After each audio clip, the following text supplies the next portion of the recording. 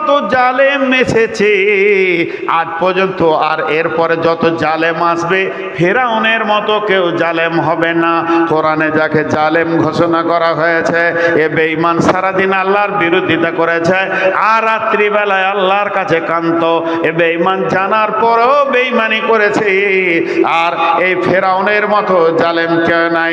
কিন্তু আল্লাহ বলছে, ও পৃথিবীর মেয়েরা, ও মহিলারা, তোমার স্বামীটা তো ফেরাউন নয়। তোমার স্বামী যদি সুদখোর হয়, তোমার স্বামী যদি জুয়ারি হয়, তোমার স্বামী যদি লুচ্চা হয়, তোমার স্বামী যদি লুটেরা হয়, তোমার স্বামী যদি বেঈমানি করে দাড়ি মেরে নিয়ে এসে তোমাকে খাওয়ায়, তার কোনো চিন্তা নাই। কারণ ফেরাউনের বিবি আসিয়া চিরদিন জান্নাতে থাকবে। ফেরাউনের বিবি যদি আসিয়া জান্নাতে যেতে পারে, তুমি সুদারোর বিবি কেন জান্নাতে যাবে না? তুমি মাতালের বউ কেন জান্নাতে যাবে না? তুমি নিজেকে কোনোদিন হতাশা করিও না, হতাশায় ভোগবে না। তুমি নিজেকে তৈরি করো, আমলকে তৈরি করো, আখেরাতকে তৈরি করো। ওই আসিয়ার বড় মানসিক শারীরিক যখন অত্যাচার হতে লাগলো, ফেরাউনের একটা দাবি, তুমি আমাকে আল্লাহ বলো। আসিয়া বলল, শুনে নাও, আল্লাহ বলবো না, স্বামী হিসেবে যত যা করার আছে আমি করব, কিন্তু আমার আল্লাহ এক। এবার শারীরিক অত্যাচার করতে করতে বাড়ি থেকে বের হয়ে নিয়ে এলো। শেষ অত্যাচার হলো, তার 4টা হাত পায়ে টান করে বেঁধে দেওয়া হলো, আর মাঠে নিটে কাঁচকে ভেঙে বিছিয়ে দিয়ে আসিয়াকে শুইয়ে দেওয়া হলো। গোটা শরীর মেতে ক্ষত বিক্ষত করে দিয়েছে, এত মার দিয়েছে, শরীর কেটে ক্ষত বিক্ষত হয়ে গেছে। এবার আসিয়াকে শুইয়ে দিয়ে কয়েকটা সৈন্যকে একটা বিরাট বড় পাথরটা ছেড়ে দিলে মাটির সঙ্গে মিশে যাবে, কয়েকটা সৈন্য ধরে আছে। ফেরাউন বলছে, আসিয়া রে, একটি বার দেখলে তোর মত কত ভয়ানক হবে। তুই এখন আল্লাহ বলেলে, কিন্তু এসে আসিয়া না, আমার আল্লাহ এক, আমি কাউকে আল্লাহ বলতে পারবো না। তিনি আমার আল্লাহ, যিনি আমার রব। তারপরে 2 চাঁদ আর বলছে, তোকে এটা শেষ চাঁদ দিচ্ছি, আল্লাহ বলবি কিনা? হযরত আসিয়া কি বললেন? কোরআনে চলে এসেছে। আসিয়া বলতে শুরু করলেন, রব্বি বিনিলি ইনদাকা বাইতান ফিল জান্নাতি ওয়া নাজ্জিনি মিন ফিরআউনা ওয়া আমালিহি ওয়া নাজ্জিনি মিনাল কওমিদ যালিমিন। আল্লাহ, রব্বি বিনিলি ইনদাকা বাইতান ফিল জান্নাতে, হে আমার রব, তোমার জান্নাতের ভিতরে আমার ঘরকে বানিয়ে দাও। আর কি করো? ওয়া নাজ্জিনি মিন ফিরআউনা ওয়া আমালিহি, এই ফিরআউন বেঈমান আর বদ চরিত্রওয়ালা স্বামী থেকে আমাকে নাজাত দিয়ে দাও। আল্লাহ, তুমি নাজাত দিয়ে দাও। আর কি করো? ওয়া নাজ্জিনি মিনাল কওমিজ যালিমিন, জালেম বংশে আমি বউ হয়ে গেছি, গোটা বংশটা হলো জালেম। ফিরআউনকে আল্লাহ বলে, আল্লাহ তুমি এখান থেকে আমাকে বাঁচাও। আল্লাহ গোটা আসমানকে আসিয়ার জন্য কুদরতি ক্ষমতাতে এমন করে দিলেন, জান্নাতের দরজা দেখিয়েছিলেন আর বলেছেন, আসিয়া রে, তোমার জন্য আমার জান্নাতের দরজা খোলা আছে। পাথরটা ছেড়ে দিল, আসিয়া চিরদিনের জন্য জান্নাতি হয়ে চলে গেল। বিশ্বনবী বলেছিলেন, আমি মেরাজের রাত্রিতে বেগম রুমাইসাকে জান্নাতে দেখেছি, জান্নাতের ভিতরে উজু করছি।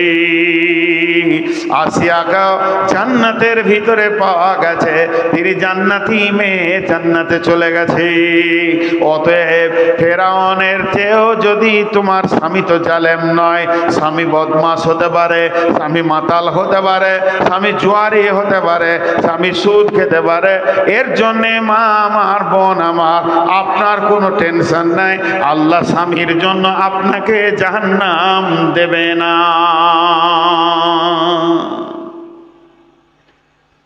আর একটা আয়াত আছে, মৌলানা চলে গেছেন নাকি? ওই মৌলানা আমার আগে আদায় করছিলেন।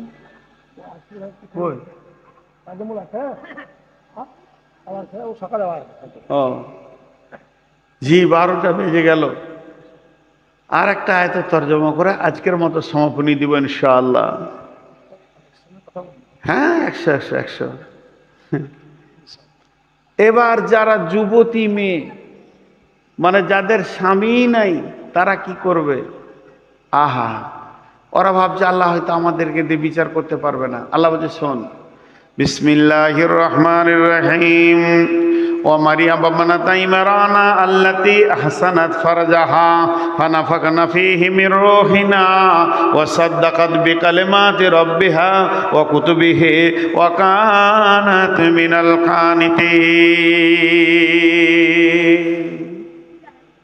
পৃথিবীতে একটা যুবতী নারী আছে যাকে জীবনেও কোনো পুরুষ গায়ে হাত দেয়নি। একটা এমন মেয়ে আছে যাকে কোনো পুরুষ ওর গায়ে হাত দেয়নি, ভাই বাপ ছাড়া। সেই মেয়েটার নাম কোরআনে এসেছে, তার নামে একটা সূরাও আছে, মেয়েটার নাম হলো মারিয়াম। আল্লাহ বলছেন, যুবতীর দল, যত যুবতী আছো আমার বিটি, সমস্ত যুবতীদেরকে বলছি, আল্লাহ বলছে তোমাদের জন্য আমি মারিয়ামকে রেডি করে রেখেছি। সে এমন একজন মহিলা ছিল, তার গায়ে কোনো পুরুষ হাত দেয়নি। একটা কথা তিনবার বলবো, আল্লাতি হাসানাত ফারজাহা, আল্লাতি হাসানাত ফারজাহা, আল্লাতি হাসানাত ফারজাহা। এর বাংলা একদম দিতে পারবো না, হালকা করে দিছি। মেয়েদের শরমগাকে, মেয়েদের শরমগাকে, স্ত্রীলিঙ্গকে ফারজে বলা হয়। এখানে আল্লাহ ফারজাহা বলেছেন, আল্লাতি আহসানাত ফারজাহা। এই কথাটা কত সুন্দর কথা। মেয়েদের শরমগা, মেয়েদের যেটা আপনার কিনা স্ত্রীলিঙ্গ, ওইটাকে ফারজাহা বলা হয়েছে। আর আহসানাত শব্দ লাগিয়েছেন, সে তার শরমগাকে সুন্দর করে রেখেছে। আল্লাহর নজরে মারিয়ামের শরমগাটা হলো অতি সুন্দর জায়গা। কেননা সে জীবনে জীবনে বিনা লাইসেন্সে পুরুষকে দিয়ে, বিনা মহারানার পুরুষকে দিয়ে হারাম কাজ করেনি, লুচ্চামি করেনি, সে নিজের আপনার কিনা নোংরামি করেনি, সেটাকে পরিষ্কার পরিচ্ছন্ন রেখেছে আল্লাহর নজরে। আল্লাহ বলছে পরিষ্কার। মেয়েদের শরমগাকে নিয়ে কোরআনে অনেক আয়াত আছে, সূরা নূরে আছে। আবার সূরা নূরে আম্মা জান আয়েশাকে নিয়ে শুধু পবিত্রতা ঘোষণা করতে যে 11টা আয়াত নাজিল হয়েছে, তাহলে শরমগাটার মূল্য আছে। এখন একটা উদাহরণ দিব। আজকে জালসায় যে আমি আসছি, আর এই কমিটির লোক 2-3 জন ফোন করেছে আমাকে, আপনাদের ইমাম সাহেবও ফোন করেছেন।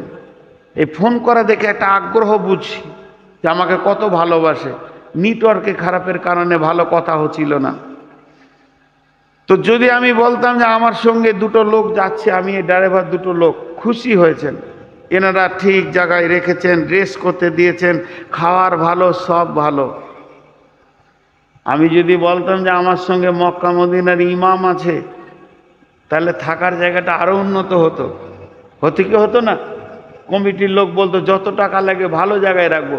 কিন্তু যদি বলি কালু ডাকাত আছে, থাকতে দিবেন ভালো জায়গায়? ঢুকতেই দিবে না। গায়ের শেষে 4টা লাঠি নিয়ে লোক দাঁড়িয়ে থাকবে, বল তোর জালসা শুনবো না, এখান থেকেই ঢুক, তুই ডাকাত নিয়ে যা। কেন এই কথাটা বললাম? চলার পথে আমি সফর করছি, কিছুক্ষণ থাকবো, লোক যেমন হবে সেই রকম জায়গায় থাকবে।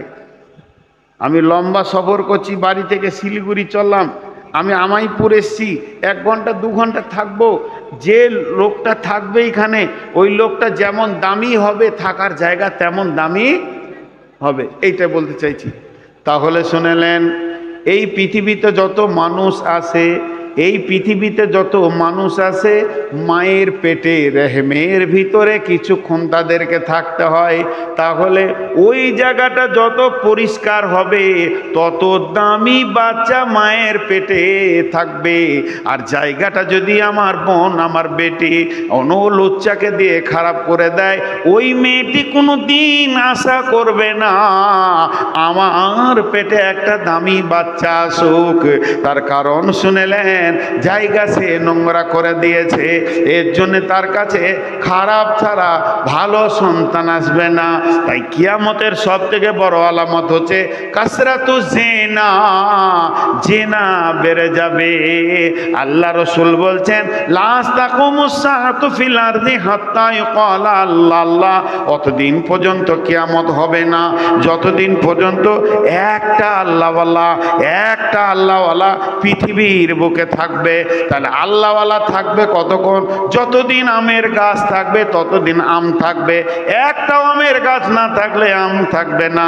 তেমনি যতদিন আল্লাহওয়ালি মেয়ে থাকবে, সতীত্বের গ্যারান্টি দেওয়া মেয়ে থাকবে যে আমার গায়ে কেউ হাত দেয়নি, ততদিন আল্লাহওয়ালার আসার রাস্তাটা থাকবে। আর মেয়েদের সতীত্ব যখন শেষ হয়ে যাবে তখন আল্লাহওয়ালা আশাও শেষ হয়ে যাবে। রসুলের জামানায় ছিল জেনা করা কঠিন, বিয়ে করা আসান। সকালে বিয়ে, সন্ধ্যায় বিয়ে, আচানক বিয়ে হয়ে গেছে, কিন্তু জেনা করা কঠিন ছিল। রসুলের জামানায় জেনা করা কঠিন, বিয়ে করা আসান। আর এই জামানাটা এমন একটি জামানা, ব্যভিচার করা আসান কিন্তু বিয়ে করা কঠিন। অতএব ভাইরে আমার মা আমার ও আমার বেটির দল, লুচ্চাকে দিয়ে শরমগা নষ্ট করিও না। ও সাদ্দাকাত বিকালিমাতি রব্বিনা ফাকু উমারি বামনাতা ইমরানা আল্লাতি আহসানাত ফারজাহা ফানাফাকনা ফিহি মির রূহিনা ওয়া সাদ্দাকাত বিকালিমাতি রব্বিহা ওয়া কুতুবিহি ওয়া কানাত মিনাল কানিতিন। আল্লাহ ওই মারিয়ামের গোসলখানাতে জিবরাইলকে পাঠালো। জিবরাইল আমিন গিয়ে একটা সুন্দর যুবকের রূপ ধরে দাঁড়িয়ে আছে।